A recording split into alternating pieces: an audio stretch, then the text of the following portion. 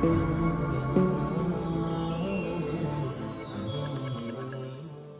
بالله من الشيطان الرجيم. بسم الله الرحمن الرحيم. وتوبوا إلى الله جميعا أيها المؤمنون لعلكم تفلحون. سبحان ربك رب العزة عما يصفون وسلام على المرسلين والحمد لله رب العالمين. اللهم صل على سيدنا محمد وعلى آل سيدنا محمد وبارك وسلم.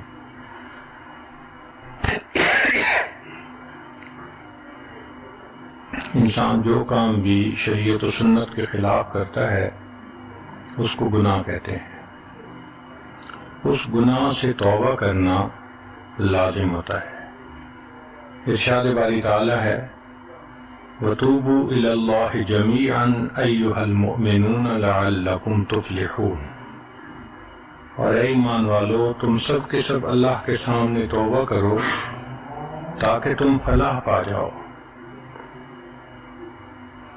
چنانچہ ابن تیمیہ رحمۃ اللہ علیہ نے الایمان الاوسط ایک کتاب ہے، اس میں 10 اسباب بتائے ہیں جن سے انسان کے گناہ معاف ہوتے ہیں. یہ 10 اسباب ہمیں زبانی یاد ہونے چاہیے تاکہ ہم ان کے ذریعے سے اپنے گناہوں کی بخشش کا بندوبست کر لیں. سب سے پہلا سبب استغفار. استغفار کہتے ہیں کہ اپنے گزرے ہوئے گناہوں پر نادم ہونا. شریعت نے کہا الندم توبۃ، ندامت یہ توبہ ہے. اور حدیث مبارکہ میں ہے کہ قیامت کے دن سب سے زیادہ خوش انسان وہ ہوگا من وجد فی صحیفتہ استغفارا کثیرا، جس کے نام اعمال میں کثرت کے ساتھ استغفار لکھا ہوا ہوگا. تو ہمیں کثرت سے استغفار پڑھنا چاہیے. چنانچہ ایک شخص حضرت حسن اللہ عنہ کے پاس آیا، حضرت بہت گناہگار ہوں، کوئی عمل بتائیں. فرمایا استغفار پڑھو. ایک اور آدمی آیا، حضرت بارش نہیں ہو رہی، کوئی عمل بتائیں. فرمایا استغفار پڑھو. پھر ایک آدمی آیا کہ حضرت بہت قرضہ چڑھ گیا، دعا کریں کہ کوئی اسباب بن جائیں رزق کے، مال کے، تاکہ قرضہ اتر جائے. فرمایا استغفار پڑھو. پھر ایک شخص آیا کہ حضرت دعا کریں اللہ مجھے بیٹا دے دے. فرمایا استغفار کرو. ایک آدمی آیا میرا باغ ہے، دعا کریں کہ میرا پھل زیادہ لگے. فرمایا استغفار کرو. ایک آدمی آیا میری کھیتی باڑی کی زمین ہے، دعا کریں پانی اندر سے نکل آئے. فرمایا استغفار کرو.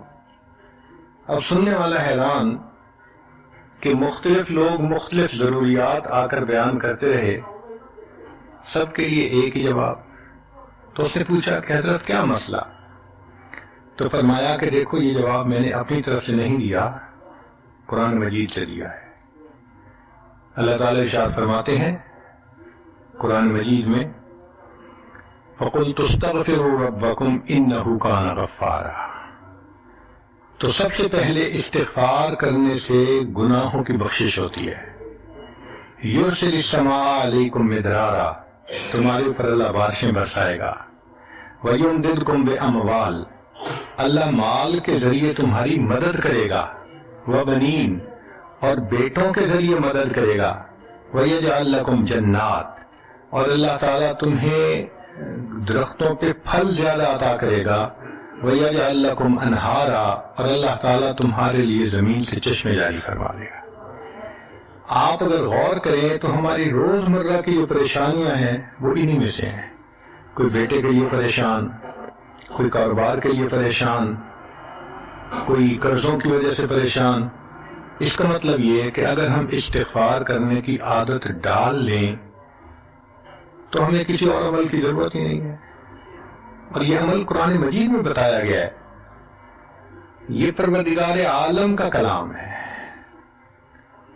ہم استغفار کم کرتے ہیں. کم از کم 100 مرتبہ صبح اور شام استغفار کا کرنا معمول بنا لینا چاہیے۔ آپ لوگ ڈرائیو کرتے ہیں اپنے دفتر جاتے ہوئے تو راستے میں جو آدھا گھنٹہ لگتا ہے اس میں کیا کرنا ہوتا ہے؟ بعض لوگ نعت سن لیتے ہیں، تلاوت سن لیتے ہیں، وہ بھی عبادت ہے، لیکن اس سے زیادہ بہتر یہ ہے کہ انسان خود پڑھے کچھ۔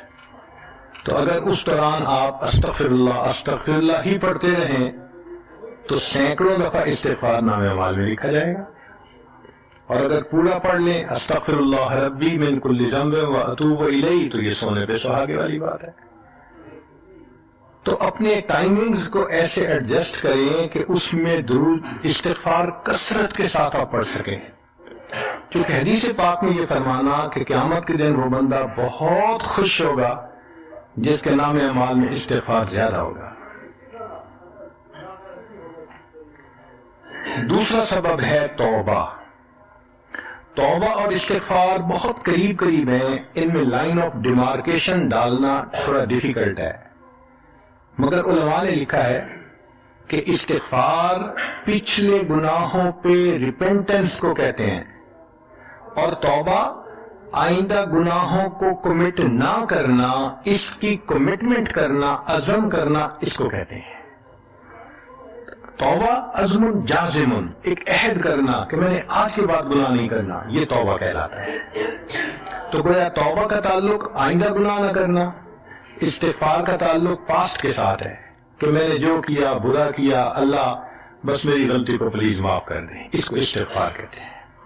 اور یہ استغفار کا حکم اللہ رب العزت نے اپنے حبیب صلی اللہ علیہ وسلم کو دیا، فسبح بحمد ربک واستغفرہ، حکم ہے، صیغہ ہے امر کا۔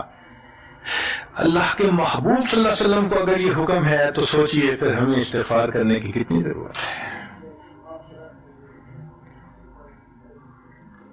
توبہ ہر بندے پہ کرنی ضروری، چنانچہ کافر ہے تو وہ کفر سے توبہ کر کے مسلمان بن جائے، مومن ہے گناہوں سے توبہ کر کے نیک بن جائے۔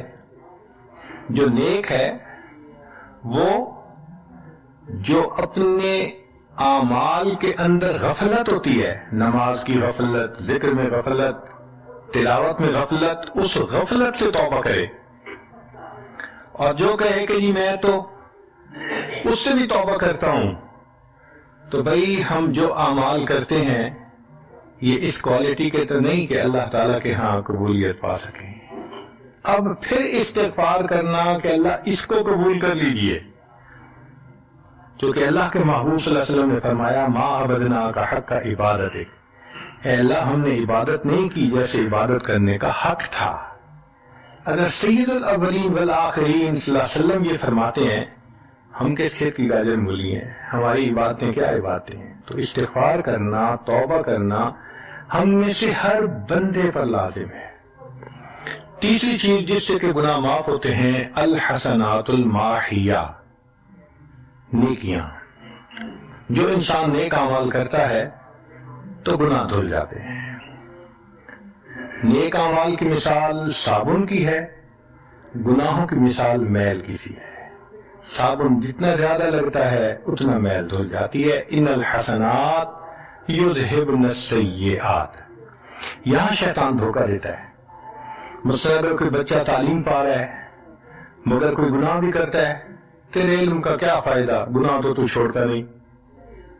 بھائی اگر گناہ کرتے ہیں تو علم تو الٹا ان گناہوں کو دھوئے گا، وہ علم ہی چھڑوا دیتا ہے تاکہ دھونے کا مسئلہ ہی نہ رہے۔ اب عورت سوچے گی میں پردہ تو کرتی نہیں، نمازوں کا کیا فائدہ؟ یہ دھوکہ ہے شیطان کا۔ بھئی آپ نمازیں پڑھتی رہو، اس نمازوں کی برکت سے اللہ پھر پردے کی بھی توفیق دے دیں گے۔ تو نیکی نہیں چھوڑنی چاہیے کبھی بھی، یہ سوچ کے جی میں اچھا تو ہوں نہیں، کیا فائدہ؟ فائدہ ہے۔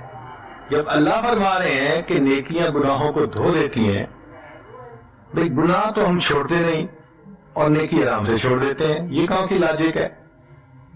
تو اس لیے نیکی بھاگ بھاگ کے کرنی چاہیے۔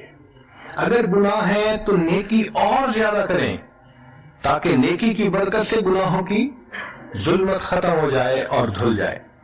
حدیث پاک میں ہے بندہ گناہ کرتا ہے لکھ دیا جاتا ہے، دوسرا گناہ، تیسرا، 5 گناہ کرتا ہے، پھر اس کے بعد وہ ایک نیکی کرتا ہے تو نیکی والا فرشتہ کہتا ہے کہ دیکھو اللہ کے ہاں دستور ہے من جاء بالحسنۃ فلہ عشر امثالھا، اس کو 10 نیکیاں ملنی تھیں، تم نے 5 گناہ لکھے ہیں نا، اچھا تم 5 گناہ مٹا دو، میں نامہ اعمال میں 10 نیکیوں کی بجائے صرف 5 نیکیاں بیلنس وہ ڈال دیتا ہوں۔ چنانچہ 5 گناہ مٹا دیے جاتے ہیں، 5 نیکیاں نامہ اعمال میں لکھ دی جاتی ہیں۔ اس لیے خوب نیکی کرنی چاہیے تاکہ اللہ تعالیٰ گناہوں کی ظلمت سے ہمیں محفوظ فرما دے۔ چوتھی چیز جس سے کہ گناہ معاف ہوتے ہیں، دعاء المؤمنین للمؤمن، جو ایمان والے ایک دوسرے کے لیے دعائیں کرتے ہیں اس سے بھی گناہ معاف ہوتے ہیں۔ چنانچہ عمر لانو جا رہے تھے عمرے کے لیے، نبی اسلام نے فرمایا اے بھائی ہمیں اپنی دعاؤں میں نہ بھولنا، تو نبی اسلام نے امت کو تعلیم دی کہ ایک دوسرے کو دعاؤں کے لیے کہنا چاہیے۔ یہ بہت اچھی عادت ہے کہ جب کسی سے ملیں جی ہمیں اپنی دعاؤں میں یاد رکھیں، والدین کو کہنا، بڑوں کو کہنا، دوستوں کو کہنا، کیا معلوم کس کی مانگی ہوئی دعا کام آ جائے۔ اس دعا کا فائدہ ہوتا ہے نا، تبھی تو قرآن مجید میں دعا سکھائی گئی، ربنا اغفر لنا ولاخواننا الذین سبقونا بالایمان، اے اللہ جو ہم سے پہلے ایمان والے چلے گئے ان کی بھی مغفرت فرما دے۔ تو فائدہ ہوتا ہے تو قرآن نے دعا سکھائی ہے نا۔ تو ایمان والوں کی دعاؤں سے دوسرے ایمان والوں کو فائدہ ہوتا ہے۔ حدیث پاک میں ہے دوست کی دعا دوست کے پیٹھ پیچھے رد نہیں کی جاتی، کیوں؟ اس میں خلوص ہوتا ہے۔ تو اس لیے حدیث پاک میں ہے، مسلم شریف کی روایت ہے کہ اگر کوئی آدمی فوت ہو جائے اور 40 آدمی جنازہ پڑھ لیں جو ایمان والے ہوں، توحید والے ہوں، فرمایا ما من رجل مسلم یموت فیقوم علی جنازتہ 40 رجلا لا یشرکون باللہ شیئا الا شفعهم اللہ فی، اللہ 40 بندوں کی نماز جنازہ کو قبول کر کے میت کی مغفرت فرما دیتے ہیں۔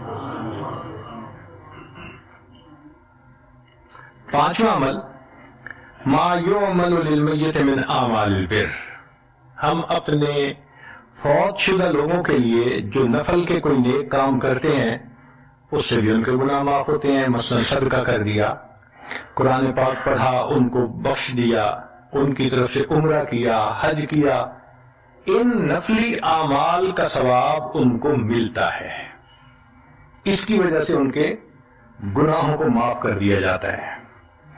چنانچہ حضرت شیخ الحدیث رحمۃ اللہ علیہ نے فضائل ذکر میں یا کسی اور کتاب میں واقعہ لکھا ہے کہ ایک اللہ والے تھے، قبرستان کے قریب سے جاتے ہوئے انہوں نے کچھ پڑھ کے قبرستان والوں کو بخش دیا۔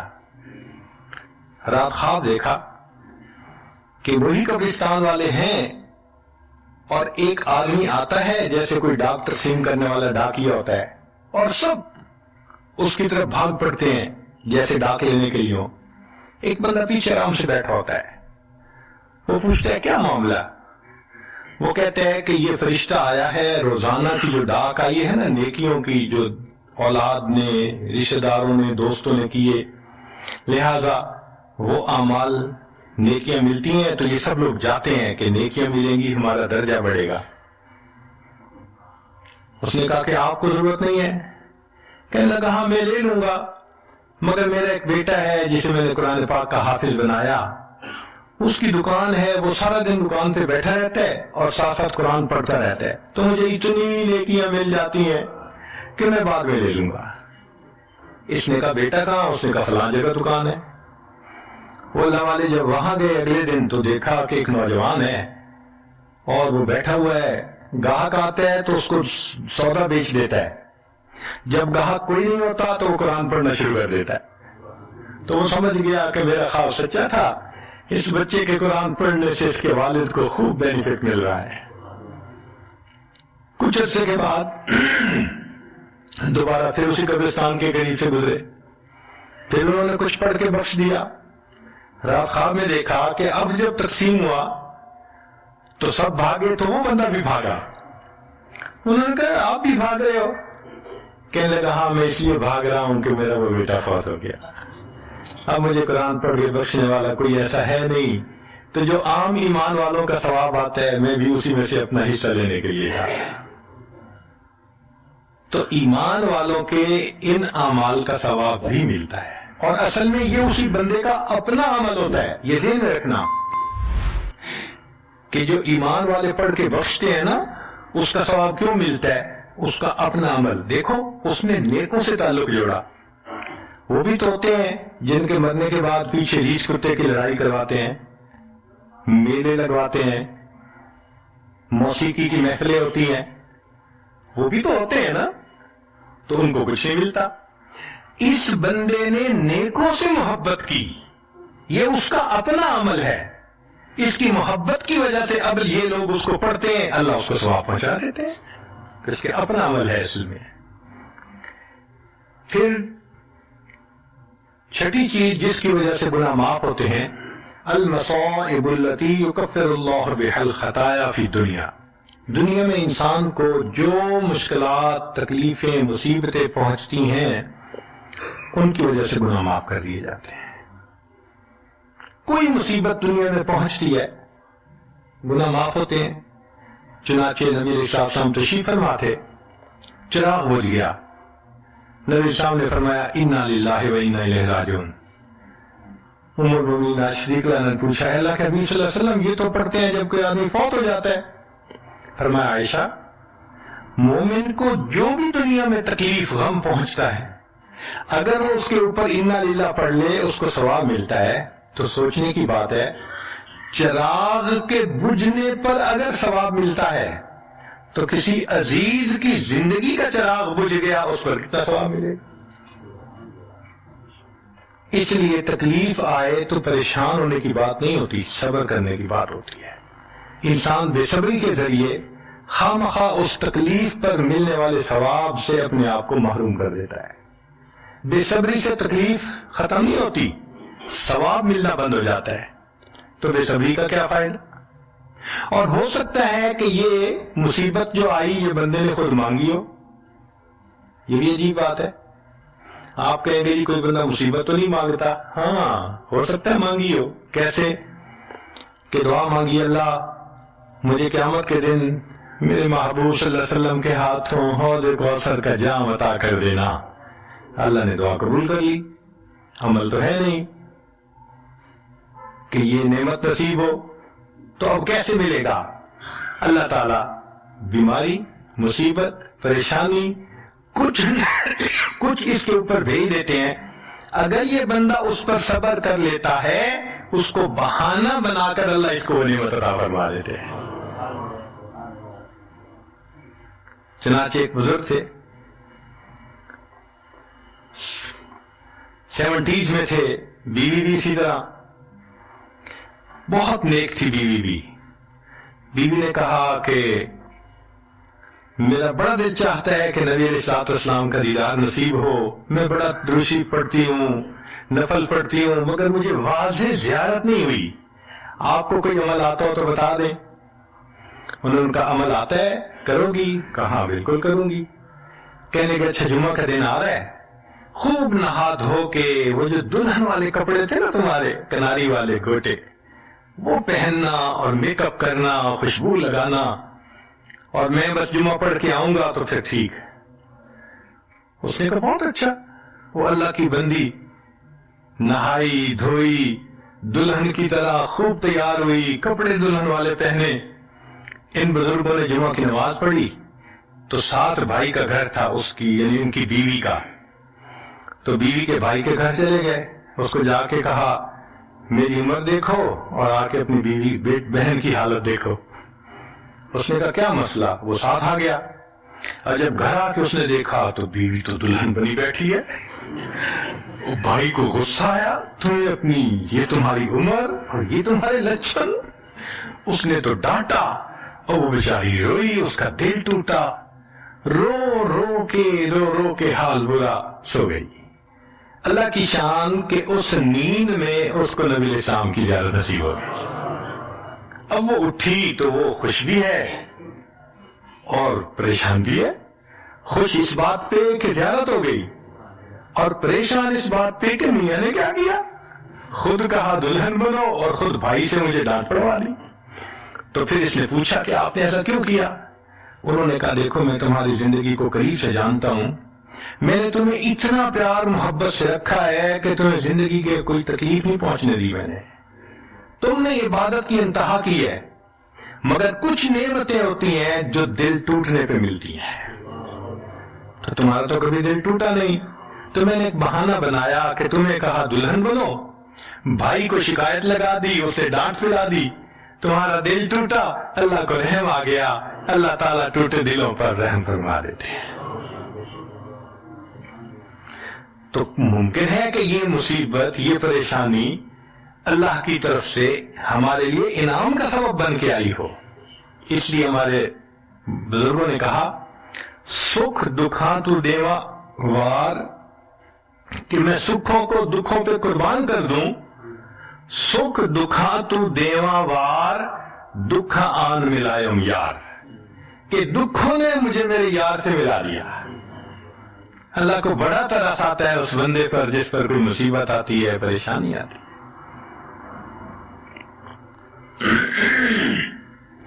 پھر ساتویں چیز جس سے کہ گناہ معاف ہوتے ہیں، ما يحصل في القبر من الفتنة والزغطة والروع، قبر کے اندر انسان جب جائے گا تو اس کو وہاں پر ضبط قبر پیش آئے گا، قبر دباتی ہے، اس قبر کے دبانے سے بھی گناہ معاف ہوتے ہیں، اور یہ ضبط قبر ہر کسی کو پیش آئے گا۔ سعد نامو ایک صحابی ہیں، نبی اسلام نے ان کا جنازہ پڑھایا اور اللہ کے محبوب صلی اللہ علیہ وسلم پنجوں کے بل چلنے لگے، تو صحابی نے پوچھا اے اللہ کے حبیب وسلم آپ ایسے چل رہے ہیں؟ فرمایا سعد کی نماز جنازہ میں شرکت کے لیے اتنے فرشتے آسمان سے اتر آئے، مجھے پاؤں رکھنے کی جگہ نہیں مل رہی۔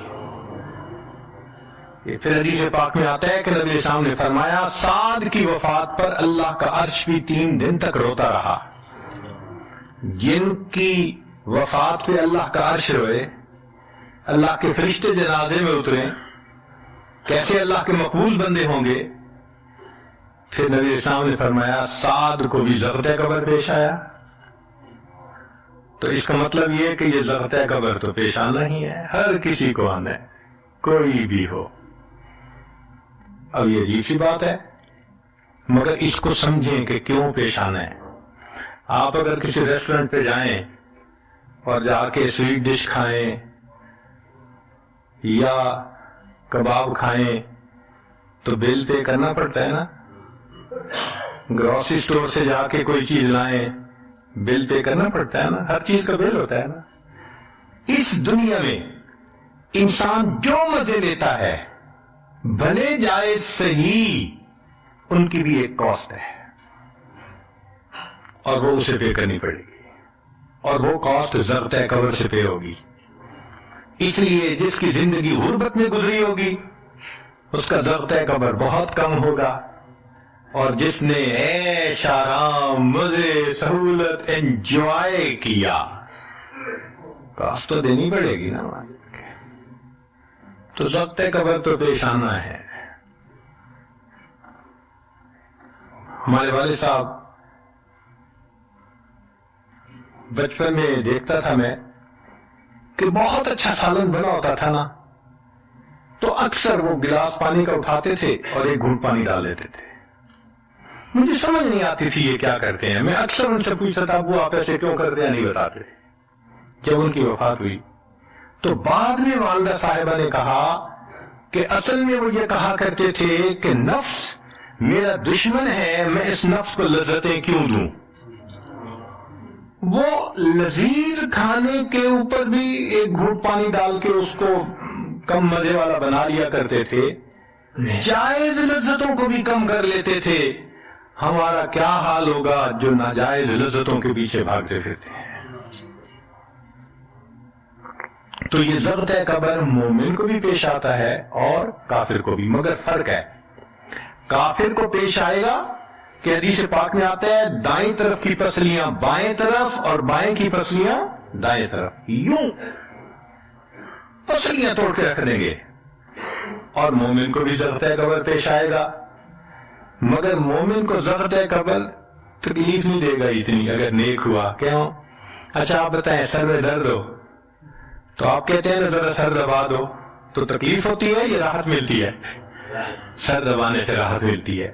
جس طرح سر درد میں کوئی دبائے سر کو راحت ملتی ہے، ایسے ہی مومن کو ضغط قبر تو پیش آئے گا مگر مومن کے لیے راحت کا سبب ہوگا۔ آٹھویں چیز جس سے کہ گناہ معاف ہوں گے، احوال یوم القیامت وکربھا وشدائدھا، قیامت کے دن جو انسان کو ایک وحشت کی کیفیت ہوگی، ہول کی کیفیت ہوگی، خوف ڈر کی کیفیت ہوگی۔ اللہ اکبر۔ امام غزالی رحمۃ اللہ علیہ نے تفصیل لکھی ہے کہ سارے لوگ کھڑے ہوں گے اور سورج بہت قریب ہوگا، پسینے میں شرابور ہوں گے۔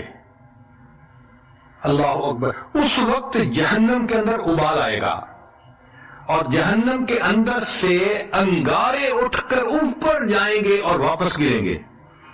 فرماتے ہیں اس وقت انبیاء میں سے کوئی نبی بھی ایسا نہیں ہوگا جس کو یہ ڈر نہ ہو کہ کہیں انگارے میرے اوپر نہ آ جائیں۔ اگر انبیاء بھی تھرا رہے ہوں گے، ہمارا اس دن کیا حال ہوگا؟ تو قیامت کے دن کی دہشت اور وحشت کوئی چھوٹی چیز نہیں ہے، مگر اس سے بھی اللہ تعالیٰ ایمان والوں کے گناہوں کو معاف فرما دیں گے۔ پھر نویں چیز جس سے کہ گناہ معاف ہوں گے، شفاعت النبی صلی اللہ علیہ وسلم فی اہل الذنوب یوم القیامہ، قیامت کے دن اللہ کے پیارے حبیب صلی اللہ علیہ وسلم جو اپنی امت کے لیے شفاعت فرمائیں گے، اللہ اس پر بھی امتیوں کے گناہوں کو معاف فرما دیں گے۔ نبی اسلام نے ارشاد فرمایا کہ اللہ رب العزت نے ہر نبی علیہ السلام کو ایک ایسی دعا مانگنے کا اختیار دیا کہ جیسی دعا مانگی جائے گی منوان قبول ہو جائے گی۔ تو انبیاء نے دعائیں مانگی، تو صحابی نے پوچھا اے اللہ کے نبی صلی اللہ علیہ وسلم آپ کو بھی اختیار دیا گیا؟ فرمایا مجھے بھی اختیار دیا گیا۔ اے اللہ کے نبی صلی اللہ علیہ وسلم آپ نے کیا دعا مانگی؟ فرمایا میں نے کوئی دعا نہیں مانگی، میں نے اس کو ذخیرہ رکھ لیا، قیامت کے دن جب میری گنہگار امت کا حساب ہوگا اس وقت میں وہ دعا مانگوں گا، امت کو لے کے جنت میں جاؤں گا۔ اللہ کے محبوب صلی اللہ علیہ وسلم کو امت سے کتنا پیار تھا۔ کوئی ماں اولاد کے لیے 23 سال نہیں روتی، جوان بیٹا فوت ہو 2-4 مہینے رو کے پھر نارمل لائف ہو جاتی ہے۔ کوئی باپ اولاد کے لیے 23 سال نہیں روتا، اللہ کے پیارے حبیب صلی اللہ علیہ وسلم امت کے لیے 23 سال آنسو آتے، رب امتی رب امتی رب امتی دعا مانگتے تھے، لمبے سجدے۔ ام المؤمنین عائشہ رضی اللہ عنہا فرماتی ہیں کہ محبوب صلی اللہ علیہ وسلم کے آنسو جو مصلی پہ گرتے تھے مجھے لگتا تھا کہ بارش کے قطرے زمین کے اوپر گر رہے ہیں، ایسے آواز محسوس ہوتی تھی، اور اتنا لمبا سجدہ ہوتا تھا کہ کبھی کبھی میں اٹھ کے محبوب صلی اللہ علیہ وسلم کے پاؤں کے انگوٹھے کو ٹچ کرتی تھی کہ ابھی جان تو سلامت ہے نا، تب مجھے احساس ہوتا تھا نہیں ابھی تک زندہ ہے، سجدہ لمبا ہو گیا۔ اتنا لمبا سجدہ کس کے لیے؟ اللہ امت کو گناہوں کو معاف فرما دے، امت کے گناہوں کو معاف۔ چنانچہ جب نبی علیہ الصلوۃ والسلام پر آخری یعنی مرض آئی، بیماری کی کیفیت آئی، تو اللہ کے حبیب صلی اللہ علیہ وسلم کو بخار بہت تیز ہو گیا تھا، اور جو مسجد میں آخری مرتبہ لائے تھے تو 2 آدمی تھے، ایک ادھر تھا ایک ادھر تھا، اور اللہ کے حبیب صلی اللہ علیہ وسلم نے ان کا سہارا لیا تھا اور بہت مشکل سے چل کے تشریف لائے تھے۔ یہ آخری نماز تھی، پھر واپس تشریف لے گئے، بخار اور تیز ہو گیا۔ سیدہ عائشہ رضی اللہ عنہا فرماتی ہیں کہ میں نے اوپر کپڑا سے ڈال دیا، کپڑے کے اوپر سے مجھے گرمی محسوس ہو رہی تھی، میں نے پانی کا ایک پیالہ پیش کیا، اللہ کے حبیب صلی اللہ علیہ وسلم پانی کے پیالے میں ہاتھ مبارک ڈالتے تھے اور اپنے چہرے پہ دے رہے تھے، اور جسم تھا کہ جیسے کوئی گرم چیز میں سے گرمی نکل رہی ہوتی ہے، اس طرح وہ بخار سے دہک رہا تھا۔ فرماتی ہیں کہ مجھے محسوس ہوا کہ یہ تو بہت تیز بخار ہے، کبھی ایسا نہیں دیکھا. تو میں نے پوچھا اے اللہ کے حبیب صلی اللہ علیہ وسلم، بخار ایسا تو کبھی نہیں دیکھا، اتنا زیادہ تیز، اتنا زیادہ تیز. نبی السلام نے فرمایا عائشہ، مومن کو سکرات موت کے وقت جو تکلیف ہوتی ہے اس پر بھی اس کے گناہ معاف ہوتے ہیں. میں نے اللہ سے یہ دعا مانگی تھی، اللہ جب میری سکرات کا وقت آئے تو مجھے تکلیف زیادہ دے دینا، اور اس کے بدلے اللہ میری امت کے گناہوں کو معاف فرما دینا. عائشہ، یہ وہ سکرات ہے جس کی وجہ سے مجھے تکلیف بہت ہے. اللہ کے محبوب صلی اللہ علیہ وسلم کو اتنی تکلیف ہو رہی تھی. اتنے میں اطلاع ملی، دروازہ کھٹکھٹایا گیا، پوچھا کون؟ جواب ملا جبریل علیہ السلام اور اسرائیل علیہ السلام اجازت مانگتے ہیں آنے کی. نبی السلام نے فرمایا جبریل اندر آ جائیں. تو جبریل آئے. اے اللہ کے حبیب صلی اللہ علیہ وسلم، اللہ نے آپ کو یاد فرمایا ہے. نبی السلام نے فرمایا جبریل اللہ تعالیٰ سے پوچھ کے یہ پہلے بتاؤ میرے بعد میری امت کا کیا حال ہوگا، پہلے پوچھ کے بتاؤ. جبریل علیہ السلام نے اللہ تعالیٰ سے پوچھا. رب کریم نے کہا، فرمایا میرے محبوب سے جا کر کہہ دو اے محبوب آپ کے بعد آپ کی امت کو تنہا نہیں چھوڑیں گے. جب نبی علیہ السلام کو تسلی ہو گئی، محبوب نے فرمایا اچھا ملک الموت کو بھی اندر آنے دو. اللہ کے محبوب صلی اللہ علیہ وسلم کو امت سے ایسی محبت تھی. اللہ اکبر. چنانچہ حدیث پاک میں ہے کہ نبی علیہ السلام نے فرمایا خیرت بین ان یدخل نصف امتی الجنہ و بین شفاعہ. اللہ رب العزت نے مجھے چوائس دیا، اختیار دیا کہ اے میرے حبیب صلی اللہ علیہ وسلم آپ چاہیں تو آپ کی آدھی امت کو بلا حساب جنت بھیج دیں گے، اور آپ چاہیں تو جن کی آپ شفاعت کریں ان کو بھیجیں گے.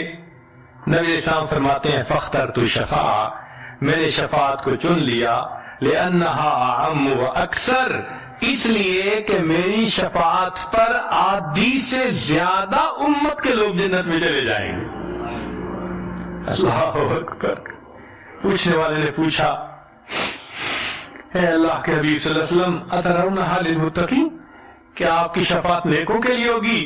فرمایا لا ولکنہا للمذنبین الخطائین المتلوثین، نہیں میری شفاعت میرے امت کے گناہگاروں کے لیے ہوگی. اللہ کے حبیب صلی اللہ علیہ وسلم کی شفاعت کا نصیب ہو جانا یہ بھی گناہوں کی بخشش کا سبب ہے. مگر شفاعت کس کو نصیب ہوگی اس کی بھی تفصیل سن لیجئے. کچھ لوگ ہوتے ہیں سنت کو دیکھتے ہیں ان کا دل خوش ہو جاتا ہے، وہ سنت رکھنے والے کو انکریج کرتے ہیں، اس کو مورل سپورٹ دیتے ہیں، نہیں تم نے اچھا کیا. اور کچھ وہ ہوتے ہیں کہ جو دیکھتے ہیں چہرے پہ سنت سے جی کیا ملا بن گئے، کیا تم نے چہرے پہ کر لیا. علماء نے لکھا جس نے سنت کو دیکھ کر ناگواری کا اظہار کیا اس نے اپنے آپ کو شفاعت سے محروم کر لیا. یہ نہیں ہے کہ ہم سنت کا مذاق بناتے پھریں اور ہمیں شفاعت نصیب ہوگی، نہیں. احترام ہو دل میں سنت کا. نبی علیہ السلام کی ایک ایک سنت پہ قربان ہو انسان. جب یوں محبت ہوگی تو پھر نبی علیہ السلام کی شفاعت بھی ان کے لیے ہوگی. 10واں سبب جس سے کہ گناہ معاف ہوں گے، رحمت اللہ و عفوہ و مغفرتہ بلا سبب من العباد. قیامت کے دن انبیاء کرام شفاعت کریں گے، بخشش ہوگی، پھر علماء کریں گے، شہداء کریں گے، پھر سب جنتی شفاعت کریں گے، حتیٰ کہ کوئی ایسا نہیں رہے گا کہ جو کسی اور کی شفاعت کرے. اور وہ لوگ جہنم میں ہوں گے کہ جن کا کوئی جنتی واقع بھی نہیں ہوگا. اللہ اکبر. سالوں وہ جہنم میں جلتے رہیں گے، جلتے رہیں گے. پھر ایک وقت آئے گا کہ ان میں سے جن کے دل میں تھوڑا سا بھی ایمان ہوگا نا، اگرچہ اس کی شفاعت کرنے والا کوئی نہیں ہوگا، ان کو بھی اللہ بخشنے کا سبب بنائیں گے۔ وہ کیسا ہوگا؟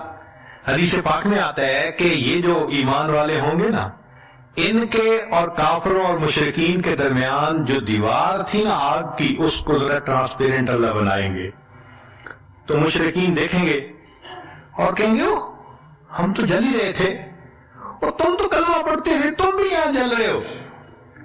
تو وہ جب ان کو کلمے کا تانا دیں گے کہ تمہارا نام تو مسلمانوں والا تھا نا، تو اس وقت وہ جہنمی اللہ سے فریاد کریں گے، اللہ تیری توحید کا تانا دیتے ہیں، کہا گیا تمہارا خدا، تم بھی ہمارے ساتھ جل رہے ہو۔ جب وہ فریاد کریں گے، اللہ تعالیٰ جبریل علیہ السلام کو فرمائیں گے، جبریل جاؤ، جس کے دل میں ذرہ برابر بھی تمہیں ایمان نظر آتا ہے اس کو بھی جہنم سے نکالنا، ان کو بھی جہنم سے نکال دیا جائے۔ پھر اس کے بعد وہ بچیں گے کہ جن کا ذرہ ایمان بھی نہیں فرشتے کو نظر آئے گا، مگر اللہ فرمائیں گے انبیاء نے بھی شفاعت کر لی، شہداء نے بھی، علماء نے بھی، جنتیوں نے بھی، اب میں اپنی رحمت کا اظہار کرتا ہوں، میں بھی تو بندوں سے محبت کرتا ہوں۔ حدیث پاک میں ہے ثلاثہ حشیاتن، یوں کر کے اگر گندم ہونا اور انسان دونوں ہاتھوں کو ایسے کرے تو اس کو لپ کہتے ہیں، لپ بھرنا، تو اس میں ہزاروں چاول کے دانے آ سکتے ہیں۔ سوچئے اللہ رب العزت لپ بھریں گے تو وہ کتنی بڑی ہوگی، کھربوں لوگ ہوں گے، ایک لپ کو بھر کے نکالا جائے گا، پھر دوسری کو نکالا جائے گا، پھر تیسری لپ بھر کے نکالیں گے، پھر ایک حوض ہوگا، کہا جائے گا جہنمی کو اغتسل فی ھذا الغدیر، اس حوض کے اندر تم جاؤ غسل کرو۔ جب وہ غسل کریں گے بالکل ان کے جسم صحیح سلامت ہو جائیں گے، پھر اللہ تعالیٰ ان کو جنت عطا فرمائیں گے، مگر ان کے ماتھے پر لکھا ہوا ہوگا اتقاء الرحمن، کہ رحمان نے اپنی رحمت سے ان کو رعایتی پاس کر دیا، وہ جنت میں جائیں گے۔ اب جو جنت میں جائیں گے تو جنتی لوگ ان کے ساتھ ملیں گے، خوش ہوں گے، مگر کہیں کہیں کوئی ان کو کہے گا ہم تو اللہ کے فضل سے سیدھا آ گئے، تم تو آیا فلاں جگہ سے آئے ہو نا، رعایتی پاس ہو۔ اب جب ان کو رعایتی پاس کا تانا ملے گا تو ان کو عجیب لگے گا، پھر ایک وقت آئے گا کہ یہ سب اتقاء الرحمن اللہ کے سامنے فریاد کریں گے، اللہ آپ نے اپنی رحمت سے جہنم سے نکال دیا، جنت بھیج دیا، یہ جو مہر ایک لگا دی یہ بھی تو اتار دیجئے نا۔ تو اللہ تعالیٰ ان کی مہر کو ختم فرمائیں گے اور یہ جنت میں رہنے لگ جائیں گے۔ امام غزالی رحمت اللہ علیہ اس واقعے کو نقل کرنے کے بعد لکھتے ہیں، میرا کوئی عمل ایسا تو نہیں کہ میں امید کروں کہ میں جنت چلا جاؤں گا، کاش اللہ مجھے ان اتقاء الرحمن میں شامل فرما لیتے، کاش کہ اللہ تعالیٰ مجھے ان اتقاء الرحمن میں شامل فرما لیتے۔ بے گناہوں میں چلا زاہد جو اس کو دیکھنے، مغفرت بولی ادھر آ میں گنہگاروں میں ہوں، وہ کرشمے شان رحمت نے دکھائے روز حشر، چیخ اٹھا ہر بے گناہ میں بھی گنہگاروں میں ہوں۔